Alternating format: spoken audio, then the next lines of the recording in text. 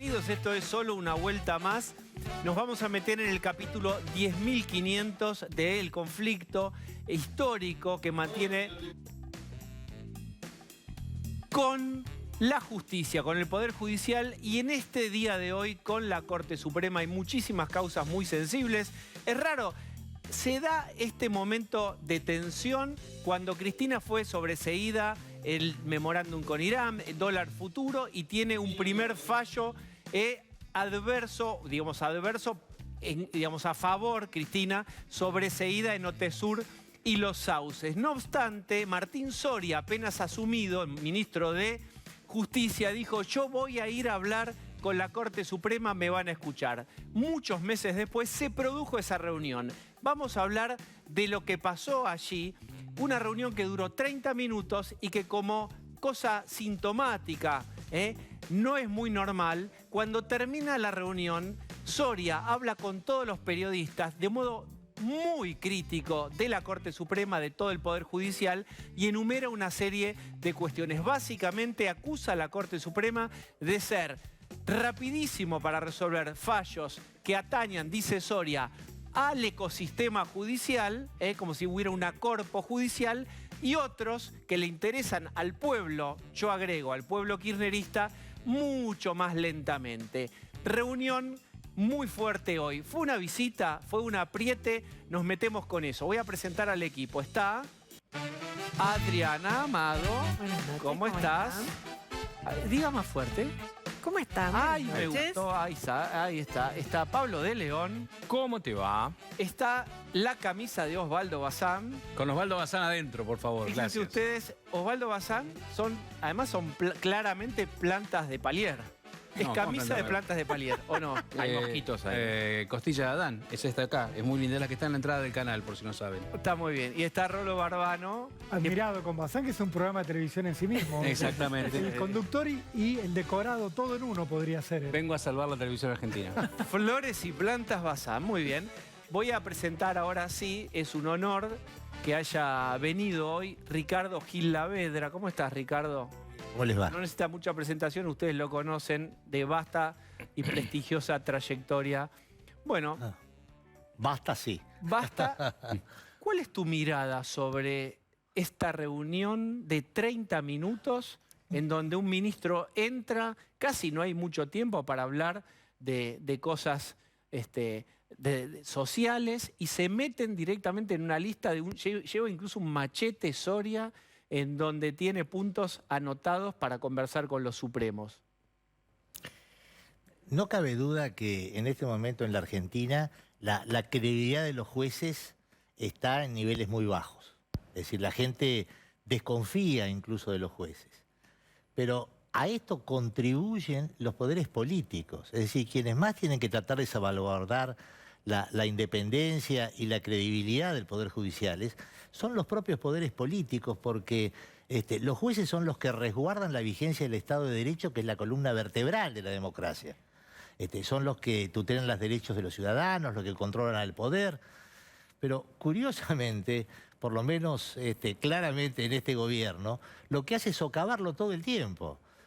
Diciendo obviamente que hay persecuciones, que los jueces o la mesa judicial, de que hay operaciones con esto.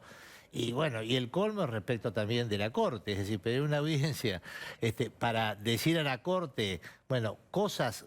Por supuesto que se pueden hacer reformas dentro del funcionamiento de la Corte, pero obviamente, bueno, buscando acuerdos con la propia Corte, hay cosas que se pueden hacer, pero no en una visita que parece más de intimidación que de cooperación. ¿Por qué te parece más de intimidación? Porque me parece que el gobierno recela también de la Corte, en el cual la Corte ha dado muestras de independencia notable. Es decir, esta Corte incluso durante la administración anterior, porque dictó también muchos fallos que no le gustaron al gobierno de Cambiemos. Bueno, recordemos las tarifas, la coparticipación, apenas provincias. Pisó la Casa Rosada, tuvo que devolver a las provincias puntos de coparticipación. Sin duda, a mí me parece que, por supuesto que se pueden mejorar cosas en el funcionamiento de la Corte, pero está fuera de duda que son independientes.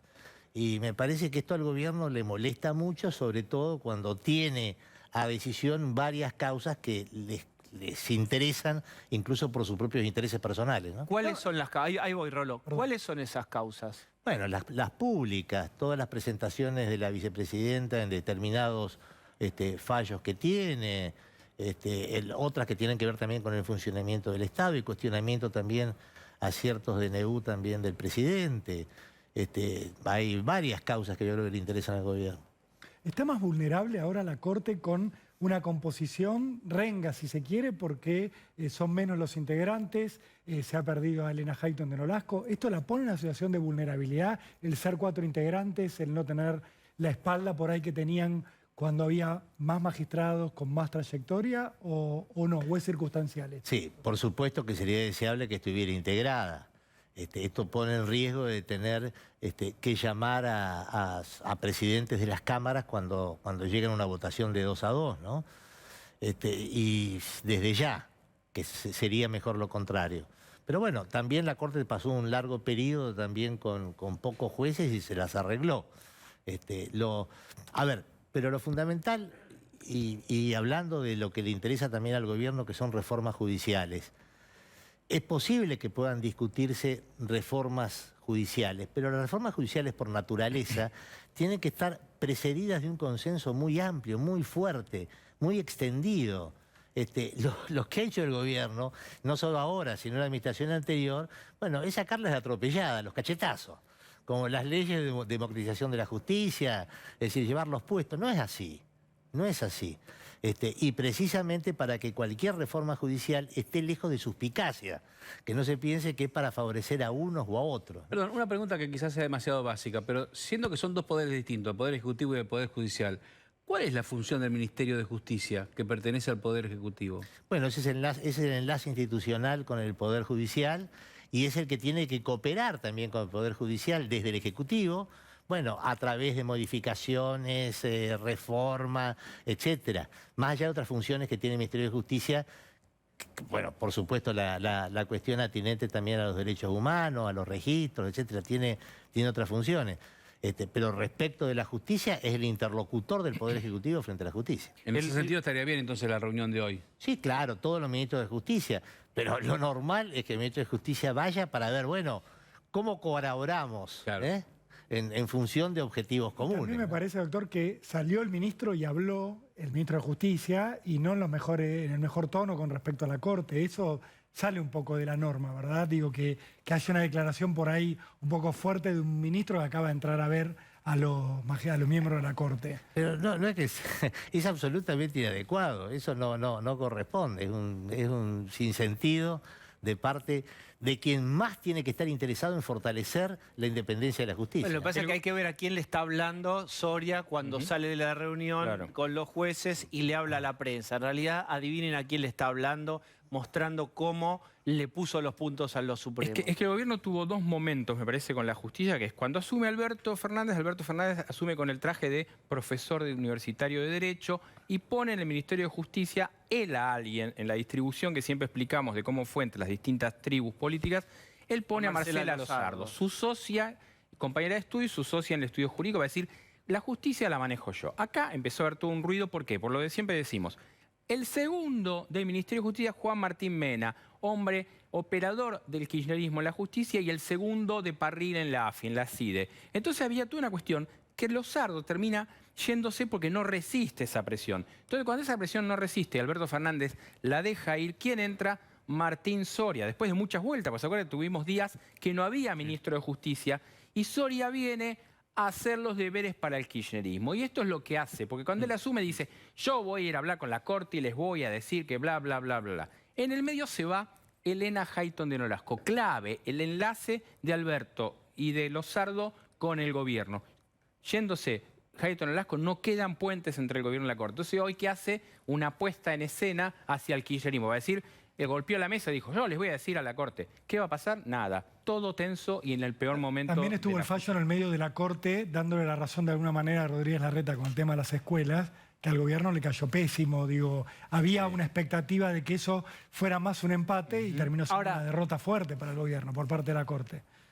Ricardo, en tu experiencia, ¿no? Yo creo que excede al Poder Judicial, como cualquier grupo o asociación o actividad, si viene alguien de afuera y en una reunión hace reclamos fuertes y sale y frente a la prensa cuenta todo lo que reclamó y todos los puntos que puso, ¿cuál es el efecto interno de gente que incluso puede tener diferencias? ¿Qué es lo que termina en la práctica pasando?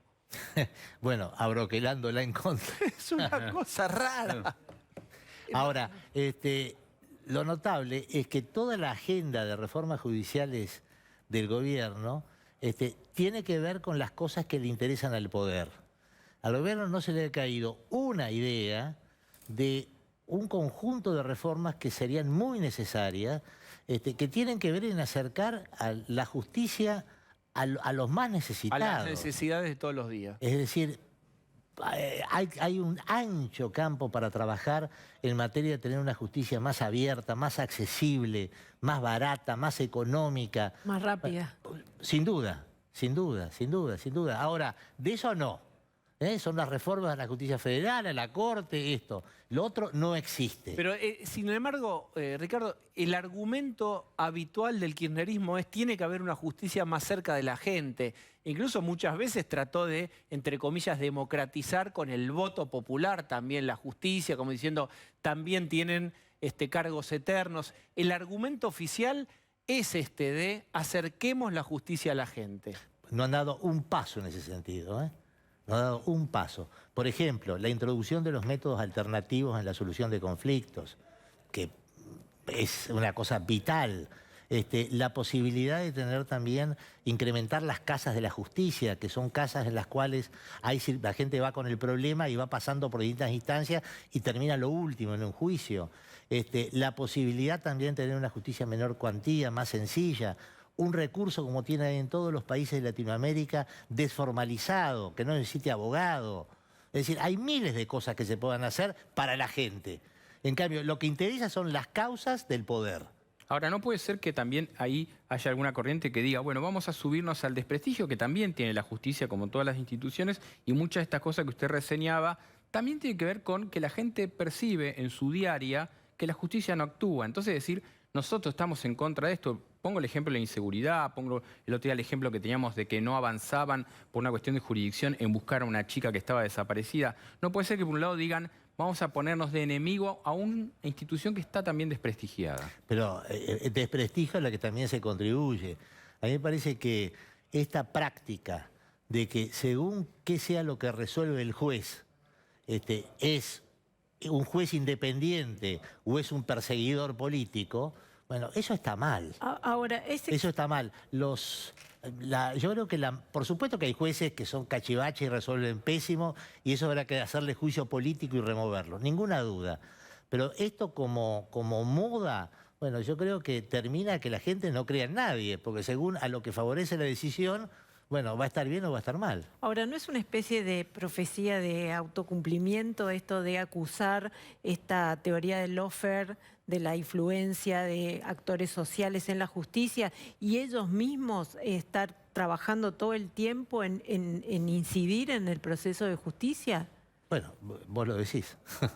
Sí, claro. Pero no cabe duda. A ver, yo creo que los temas judiciales tienen que resolverse en la justicia.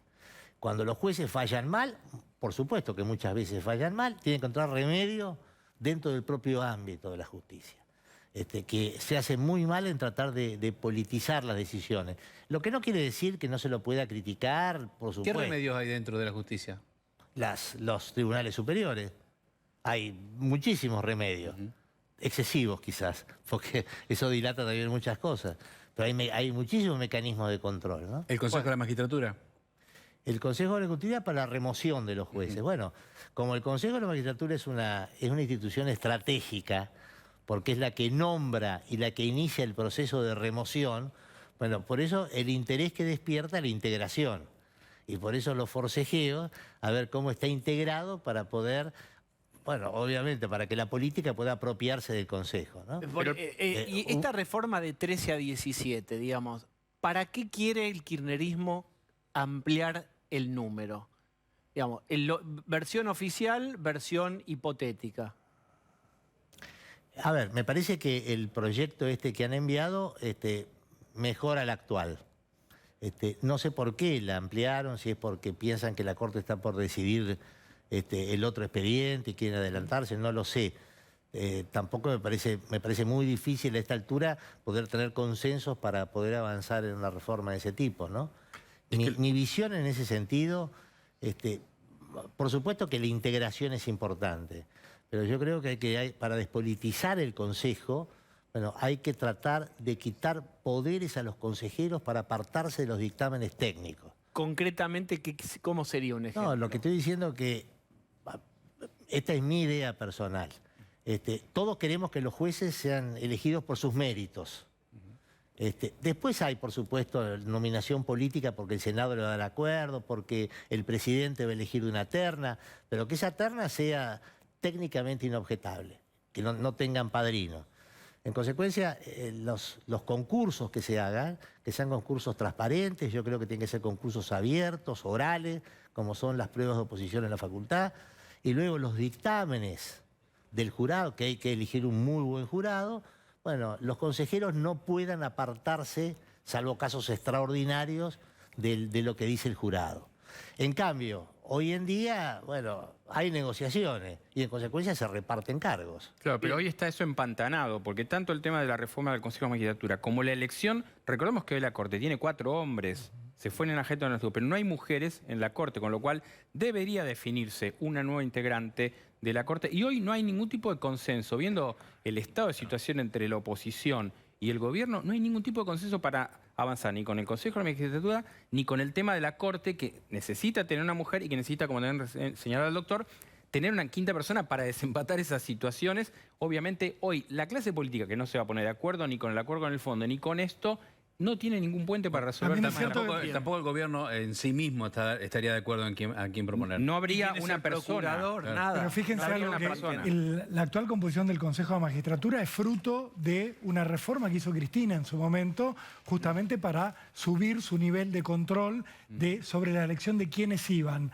Ahora que es posible que la Corte diga que no es constitucional o que no es aceptable aquella reforma, estaban hablando desde el oficialismo de volver a cambiar la composición, de ampliar. Cada vez que vos amplías un cuerpo de este tipo, por lo menos eso ha hecho la política hasta ahora, pones a los tuyos. Y hay que ver la composición. En este caso, lo que está hablando en este momento el kirchnerismo es darle un representante a los jueces y generar 3 representantes nuevos, 2 de abogados y 1 académico. Ahí es donde ellos podrían tallar más y restarle poder a la Corte. Bueno, sí, está bien, pero esto es similar a la composición inicial, ¿no? Estas ideas son 4 abogados elegidos en todo el país por el distrito único, 4 jueces, y 2 académicos. Esto me parece que diluye un poco más la representación política, ¿no? Y otra cosa, yo creo que la representación... O sea, ¿y no te parece malo? Yo creo... No, pero yo insisto que el tema... Hay que tener una composición equilibrada, sin duda. Pero yo creo que la clave está en otro lado, está en empoderar a los concursos, a los jurados de los concursos. De otra parte, lo que yo creo es que el Consejo tendrían que ir representantes de los legisladores, no los legisladores directamente. Ok. Perdón, quiero preguntarte, pero esto es sobre esto solamente. ¿Por qué es necesario que la participación política de los partidos, el partido principal y el partido principal de la oposición en el Consejo de la Magistratura? Bueno, lo estableció el legislador. Sí, está bien, pero ¿por qué? Bueno, precisamente por dar mayor participación, porque la designación de los jueces sin duda tiene un componente político, no solamente idoneidad, sino que también tiene un componente político que no debe perderse, porque en realidad administran justicia en nombre del pueblo y también es cierto también que algún grado de legitimidad, de conexión con la sociedad popular tienen que tener. Pero a mí me da la sensación de que fue una larga discusión. El colocar legisladores en ejercicio, a mí me parece que esto fue, bueno, idea para poder, bueno, ocupar un lugar que era importante, ¿no? Ricardo, la semana anterior, la otra, sobreseyeron a Cristina en Otesur Los Sauces. Hay que ver qué dice la Cámara. ¿Cuál es tu impresión sobre ese fallo sin llegar a juicio oral? A ver, a mí me parece que las causas de corrupción tienen que tener un procedimiento inobjetable y que yo creo que por principio tiene que ventilarse en juicio, ¿no? Sobre todo cuando los hechos de este caso son tan graves.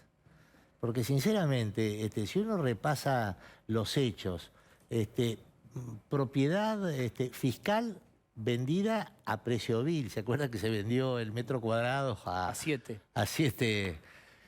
Con plata que le daba empresarios contratistas del Estado. Es decir, el propio empresario le daba la plata. Y después compran o construyen hoteles que a través de, o administrados por este contratista, o a través de locaciones de alquileres falsos de habitaciones, bueno, pagan sumas que quintuplican el valor real. Bueno, esto me parece una gravedad tremenda. Y me parece que esto merecía, y sinceramente, esto así expuesto, ¿no hay ninguna figura del derecho positivo que pueda atrapar una cosa así? Es decir, si tenemos, por supuesto que estos hechos hay que probarlos en juicio, pero si hipotéticamente esos hechos fueron ciertos, no puede ser que la legislación penal no tenga ninguna figura, ni la de las dádivas. Dejemos, bueno, esta del lavado de dinero y todo. Porque ese era el argumento. No hay lavado porque todo el circuito era en blanco y es trazable ese circuito. Entonces, dado que no es lavado, bueno, entonces no, cae... dijeron no, el tribunal hizo otra cosa. A ver, por principio hay que ir a juicio, pero es cierto que hoy en día se está expandiendo, o hay una jurisprudencia extendida que trata de flexibilizar esto en casos manifiestos. Ahora, esto de manifiesto no tiene nada. Fíjense que el tribunal hace una interpretación del tipo de delito, que es un delito continuo, y aplica una regla, que es la de Muña, que no es pacífica. Que es decir, que en el delito continuo se tiene que aplicar la ley del comienzo y no la última, porque es más benigna. En cambio, esto está muy controvertido, porque hay muchos que aplican la última. Si es ¿por qué hace esto? Para descartar la última ley que se sancionó de lavado y quedarse con la anterior, que exige que la persona que lava no haya intervenido en el delito anterior. Entonces, como a la vicepresidenta le imputan haber sido la jefa de la asociación ilícita que contrató a Lázaro Báez, entonces intervino. Y si intervino, no le es aplicable esta figura. Sería autolavado. Y según esa sí, claro, dice autolavado. Y claro, no les ha aplicado lo que ella misma habría obtenido de manera irregular. Entonces, no les aplica el autolavado por la aplicación de la ley más venida. Pero tienen que dar unas piruetas para llegar a eso. Bueno, que de ostensible no tiene nada. ¿Y cómo, digamos, la bola de cristal no te la pedimos, pero te la pedimos? ¿La Cámara qué podría hacer? ¿Cómo cursaría este fallo? Bueno, a ver, la Cámara de Casación lo que tiene que resolver en este caso si esta decisión es correcta o no. Y bueno, yo espero que resuelva de acuerdo a derecho.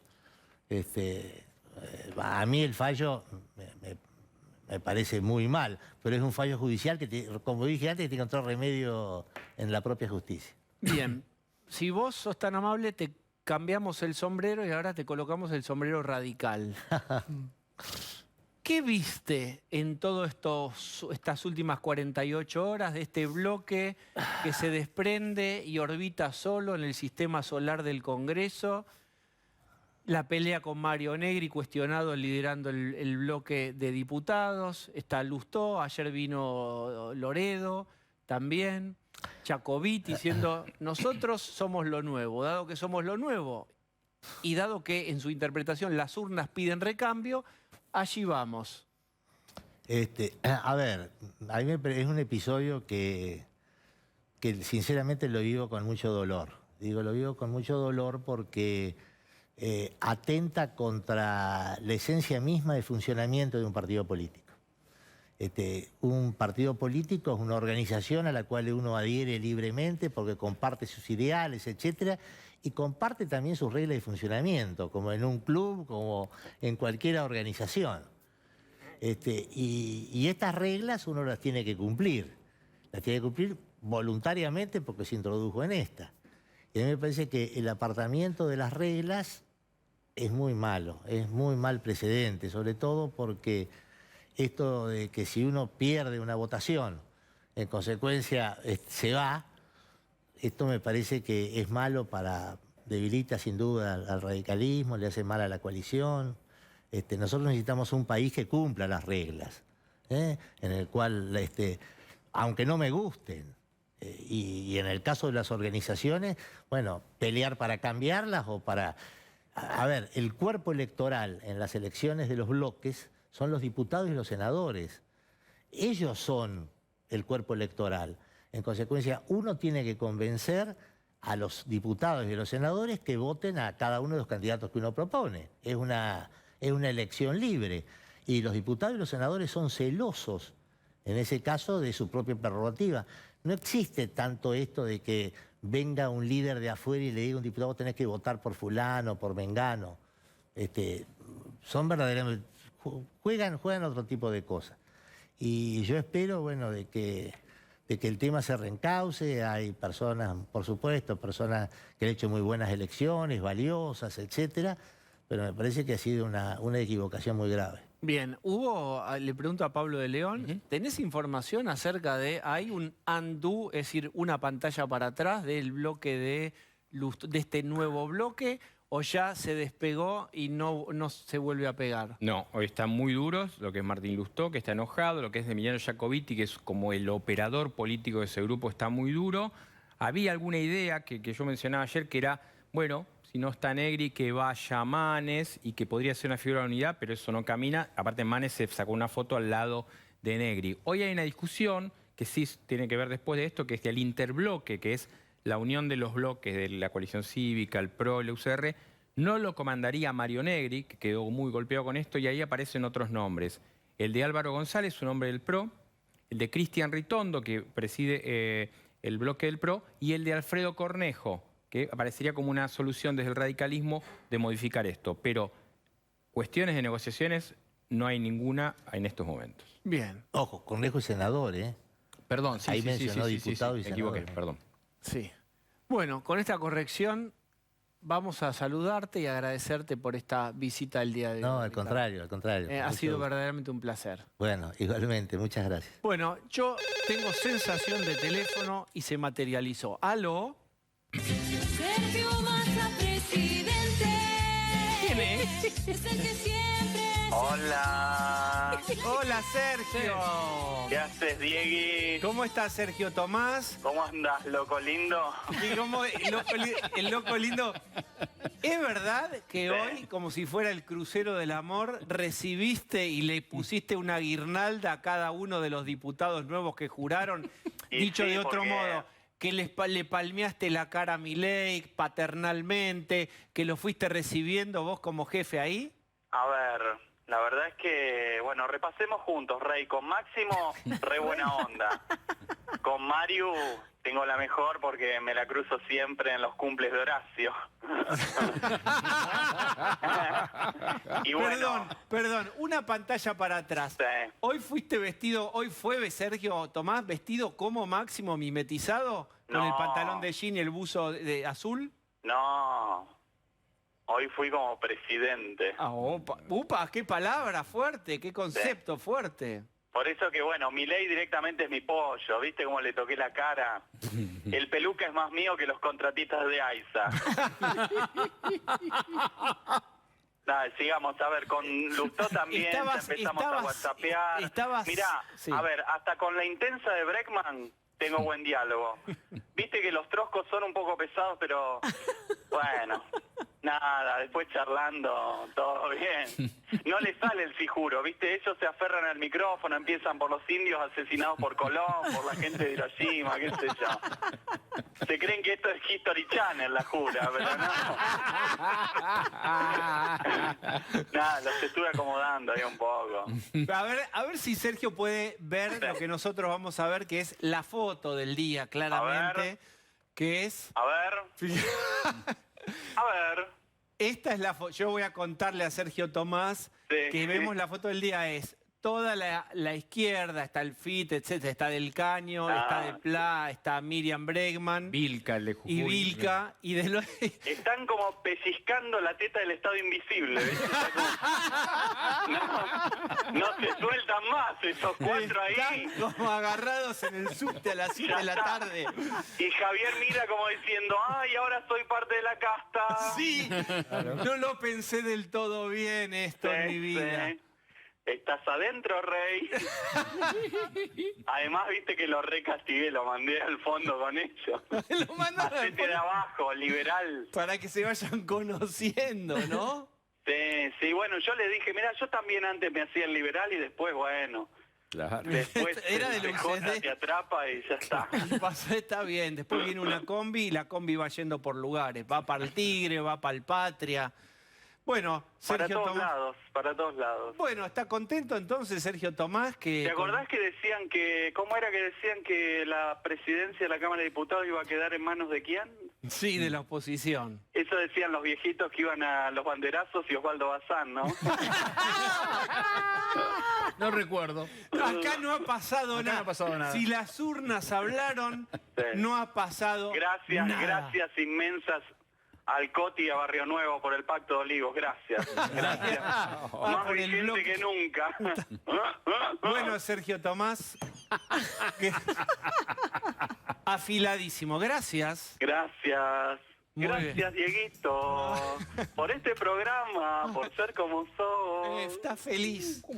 Está feliz Sergio Tomás Esto porque y el ascenso de Tigre encima, se ¿no? lo vio, se lo vio. está feliz porque tiene razón en algo. Es decir, tantas cosas que parecía que iban a pasar Ujú. con las urnas, que el estruendo de las urnas, y es un gran estruendo y después simplemente de ahí... Aparte, pensá que decían, Vidal puede presidir la Cámara, va. Hoy lo votaron por unanimidad, por una cuestión de protocolo, ¿no? Porque todo el mundo lo votaron por unanimidad, así que ha sido un momento... Bueno, 2 o 3 no, López Murphy. Sí, pero digo, superior casi al ascenso de Tigre a primera, ¿no? Sí, se lo veía esplendoroso. estaba Bien, muy hay un fenómeno extraño que ocurrió, si uno ve en la sensación térmica, una cosa es la temperatura real, es decir, y otra cosa es lo percibido, y es que el oficialismo, habiendo perdido, hoy, por obligación, quizás por necesidad, está o se muestra más que está broquelado. Digo, se muestra porque después vos vas a contar ese terrible comentario del Cuervo Larroque contra Culfas, el ministro de Producción. Muy fuerte, en un rato lo va a contar Pablo, pero digo, al menos se muestra cómo sosegada la interna y es la oposición la que se está más en ebullición. Claro, hoy había casi divertimento en el gobierno por la situación que estaba viviendo Juntos por el Cambio, la interna ahí, cuando se había aplacado la del PRO, la del radicalismo estalló. Y entonces había como alegría por eso. Pero bueno, le va a durar poco porque ahora viene el presupuesto. Ya Negri empezó a criticar cómo quieren aprobar el presupuesto en tiempo récord la semana que viene. Guzmán va el lunes al Congreso y ahí va a empezar a tomar temperatura la discusión de la economía. Parece más difícil manejar el éxito que el fracaso, ¿no? Absolutamente. Pero miren, voy a compartir con ustedes lo verdaderamente importante. Y es decir, hay números que son extraordinarios en lo desfavorable. Es una situación de emergencia extraordinaria y uno, y esta es la preocupación, no ve medidas extraordinarias. Me refiero a los números más importantes, que son los números de pobreza, de desocupación. El Observatorio de la UCA dio a conocer un informe y quiero compartir con ustedes estos números. Miren, la pobreza es del 43,8%. Bajó algo en relación con el año pasado, pero piensen que el año pasado estábamos con todo cerrado y que hay muchísimo plan que está sosteniendo eso. Si no, y vamos a hablar en un ratito, sería mucho más alta. El 65% de los chicos, este dato lo compartía hoy en nuestro chat del programa Adriana Amado, el 65% de los chicos menores de 18 son pobres. Esto es, voy a apelar a algo, que esto es insultante, es decir, que estemos hablando de otras cosas mientras este dato está entre nosotros, es atroz. Más datos. El 65% de las mujeres y el 55% de los hombres tienen empleo precario, es decir, están con una lata y un palito dentro del mercado laboral. Y 1 de cada 3 argentinos es asalariado. ¿Qué quiere decir exactamente esta placa, Adri? Sí, esto está analizando el porcentaje de trabajadores que están fuera del sistema social, de seguridad social. De ese sistema, digamos, de esos trabajadores que trabajan, 1 de cada 3 tiene salario, el otro tiene ingreso eventual, pero todos están fuera del sistema. Y esos datos que vos mencionabas, del 65% de los jóvenes, también la pobreza es sensible a ciertas variables. Por ejemplo, en el conurbano bonaerense hay más pobres, las mujeres son más pobres y están expuestas a condiciones de empleo mucho más desfavorables. Es decir, que a estas cifras hay que agregarles la desigualdad estructural en la Argentina que las hacen mucho más crueles. Bien, nos visita Ariel Korenberg. ¿Cómo te va? Bien, economista. ¿Qué tal? Da una primera mirada sobre estos números tan terribles. Bueno, lo que está sucediendo es que el sistema económico argentino está expulsando trabajadores a la precariedad absoluta y está empobreciendo a la clase media, de tal manera que 1/3 de la fuerza de trabajo son monotributistas de bajas categorías, que generan enanismo fiscal para eludir y evadir las altas tasas impositivas, las pymes que en gran parte se han destruido sobre la pandemia, no tenemos cifras porque en realidad una gran parte de las pymes son no registradas, es decir, no las registra el AFIP como tales, sino que parte se registran como monotributistas sociales. Es decir, se está transformando lamentablemente la clase media en el típico cuentapropismo que uno leía y analizaba en la facultad y que representaba la economía latinoamericana sumergida y que Argentina lo veía de lejos. Bien, y en el medio de todo esto, fíjense ustedes que no hay una línea clara. Pablo de León nos va a comentar este cruce grande. No es un cruce porque en realidad es una expresión del Cuervo Larroque, que es un ministro muy importante, sumamente importante también dentro de la cámpora y muy representativo del núcleo duro del kirchnerismo. ¿Qué dijo el Cuervo Larroque sobre el ministro de Producción Culfas? Hoy en declaraciones radiales, Cuervo Larroque es mano derecha de Máximo Kirchner y ministro de Desarrollo Social de la provincia de Buenos Aires. Y habló sobre la situación de Culfas, el ministro de Producción, mirado por el kirchnerismo por esto de que la corrió a Débora Giorgi, que en realidad nunca le firmó el nombramiento. Fíjate lo que dijo Andrés Cuervo Larroque. Me parece que un ministro tiene que apoyar a su funcionario. Ese funcionario es Feletti, ¿no? Exactamente, en el sentido de que lo tiene que bancar. Pero claro, el tema es que esto es importante. Creo que Culfas se hace daño a sí mismo. Ustedes tengan, digamos, en perspectiva lo que significa una declaración pública de estas características, ¿no? Porque no es una charla en el comedor de tu casa. Creo que Culfas se hace daño a sí mismo planteando esas cosas porque toda la gente está pendiente de esas cosas y ahora viene lo que les quiero mostrar. A ver, lo vamos a ver. No, ese es el tema, ese es el tema. Porque aparte dice, me parece que un ministro tiene que apoyar a su funcionario. No, me parece que acá pasa el mismo caso de Guzmán y Basualdo. Acá no tiene que apoyar Culfas, lo tendría que apoyar en una situación distinta, pero acá dicen que Feletti se sienta con Culfas y le cuenta, que es la diferencia de Débora Giorgi, le cuenta lo que está haciendo, pero el secretario le cuenta al ministro lo que él está haciendo, no le está diciendo, mira qué te parece, que acá hay una cuestión. Y el otro elemento es que Larroque, que es un ministro provincial, objeta a un ministro nacional. Acá hay todo Había un otro tema. tramo de la declaración en donde, no importa, pero digo, donde Larroque decía que eventualmente era responsabilidad un fracaso de Culfas si Claro. no había avanzado el tema del combate contra la inflación. Si el ministro no le había es sumamente importante. Si el ministro no le había encontrado la vuelta, porque el área está bajo su Ahí responsabilidad. está, eso era lo determinante y por eso yo les decía que no es de living de tu casa esta declaración. Bueno, esto lo que muestra, y por eso lo compartimos, es que hay un cortocircuito sobre cómo abordar estos números que mostramos de la UCA, que son muy representativos. Ariel. Sí, no, sin duda. Si vos tenés un gobierno desorganizado internamente, recordando que el origen del gobierno no pasó por unas internas abiertas, sino por una designación a dedo, como es típica del peronismo, en donde la definición de la interna se hace en el gobierno cada una de estas palabras, porque estás hablando de dos funcionarios que se están contradiciendo entre sí, muy importantes, aumentan el riesgo país.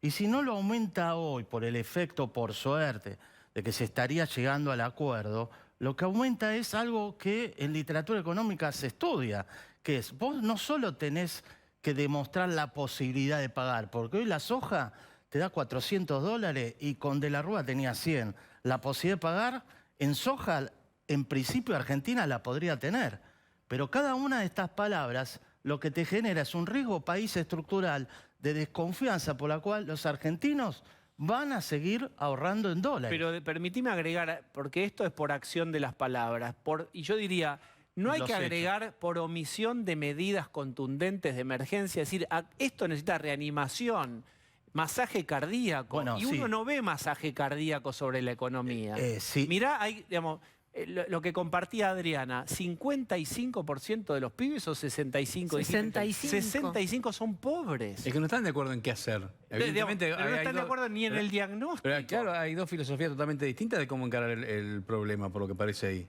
¿Se entiende Bueno, lo que yo digo? Es sí, como, sí, por supuesto. ¿no es un diagnóstico Pero, tremendamente grave como Por para supuesto. abordarlo con medidas ordinarias? pero ¿cómo lo va a abordar un ministro de Economía como Guzmán, que fue desempoderado por el propio subsecretario de Energía que no pudo echar? Bueno, esto ¿Cómo es- va a abordar en la renegociación de la deuda Guzmán? ¿Y cómo va a abordar un tema tan central como el que vos señalás de la pobreza, si hoy la rentabilidad de producir en Argentina es cero? Entonces no hay ninguna consistencia en un ministro que está deslegitimado en su ejercicio. ¿No da ninguna Y ganancia ahora se hoy? le suma culpas. ¿No da ninguna ganancia producir en Argentina? ¿Y por qué va a ser rentable producir en Argentina? Si prácticamente tomar un empleado es equivalente a hundir costos, digamos, es invertir. ¿Cómo vas a invertir tomando hoy un empleado registrado? Esa es la ¿Qué razón. pauta te da a futuro un gobierno que está desorganizado en esta magnitud, donde hay un ministro provincial que cuestiona al ministro de la producción o un subsecretario de Energía que no pudo ser echado por el propio Guzmán? Pero además de ese factor, ¿cuáles son las razones por las cuales incluso los asalariados son pobres y los asalariados están fuera del sistema de protección social? Porque no hay productividad en Argentina, porque no se genera productividad, porque no se genera inversiones. Y si no hay inversiones, la productividad por asalariado cae. Estamos en la productividad de América Latina promedio para abajo en Argentina.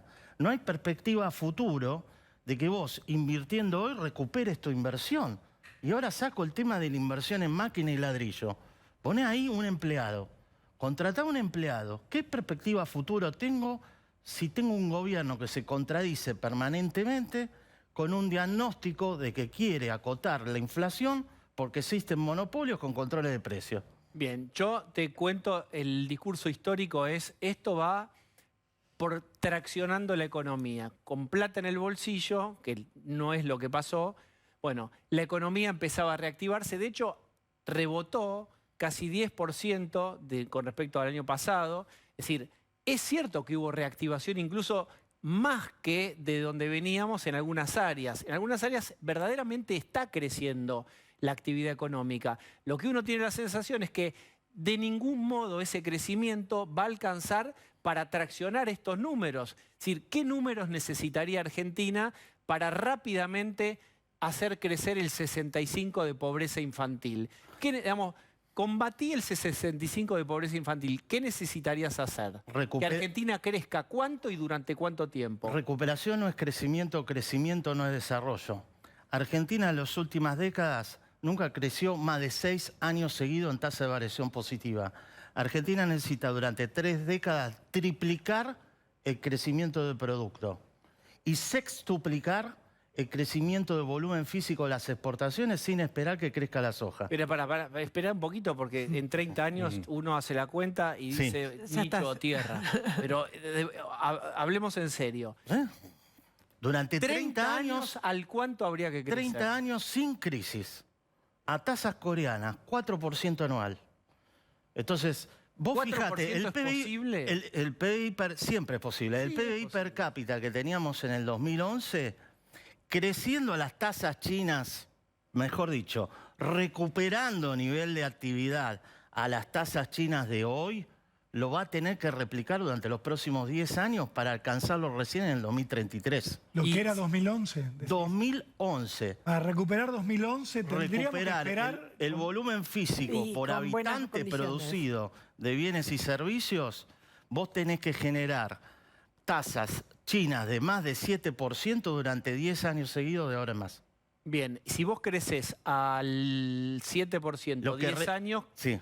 ¿cómo se modificarían los números que dio la UCA hoy? No, Más o menos. Totalmente, esos números cambian. No te digo que quiebre la Otra pobreza vez estructural. vemos los números, si se puede, porque hay gente que se suma más tarde a la sala y queremos compartir, porque estos son los datos del día. Ya los vamos a tener largo con el que estábamos comentando. Si vos creces al 7, 10 años, ¿qué pasa con el 65? Este número, mira esto. Pobreza, empecemos con ese. En tu registro, pobreza casi 44%. Metele 10 años de crecimiento al 7. ¿En cuánto Ojalá. te quedaría? No, bueno, eso te baja la mitad, urgente. Bueno. ¿Por qué? Porque vos podés pagar menos salarios en la medida que vos estás invirtiendo en un contexto donde te reduce la incertidumbre macroeconómica. Mirá, en lo mejor de Macri aún, en el 2017 teníamos el doble de riesgo país que Brasil. Nosotros necesitamos perforar ese riesgo país estructural que tiene Argentina. No puede tener, primero tenemos hoy 1.700 puntos básicos de riesgo país. O sea, imposible.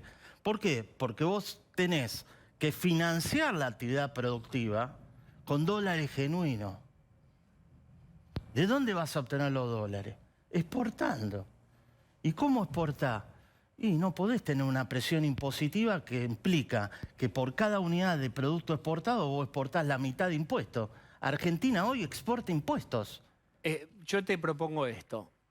Vamos a hacer una tanda y a la Dale. vuelta vos nos contás si vos crees que se puede bajar la presión impositiva, porque uno ha escuchado economistas que no son kirchneristas, ni son peronistas, ni adhieren a este gobierno, que dicen que no es fácil bajar con el gasto que hay, bajar rápidamente y con forma contundente los impuestos. Después de la tanda, seguimos, dale.